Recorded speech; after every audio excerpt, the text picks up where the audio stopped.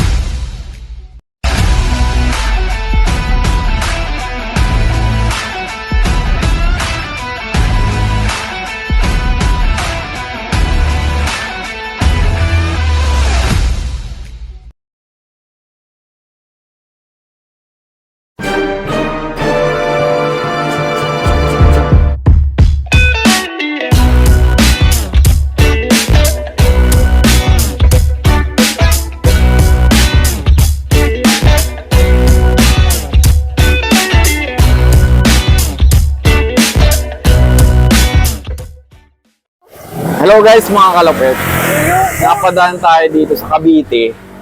Tapos nakakita tayo ng kakaibang turon. Buko pie turon.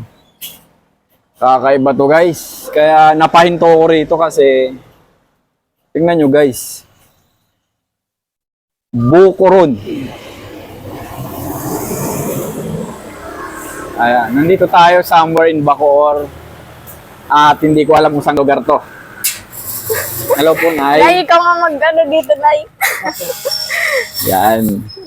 Si ate po ang pinakamagandang mistisang nagbebenta ng buko ron. Piso. Kakaibang negosyo to eh. Yan. Oo, masyado naman talaga si nanay. Kakaiba kasi yung... Kakaiba lang yung ano yun, turon. Sige nga, magkano isa niyan? 25. Ayan guys, titikpan natin ang kanyang buko ron. Nandito lang yan, somewhere in Bacoor. At ang pinasukan ko kanina is parang soldiers. Molino. Ah, Molino to. Soldiers 4. Soldiers 4. Almond Drive. Almond Drive. O kaya guys, titikman na natin ang buko ron. Si ate hiyang-hiya naman talaga. Aray ko, bakit ba? May kinataguan ka ba? Okay guys, dito na natin puputulin at titikman muna natin ang buko ron.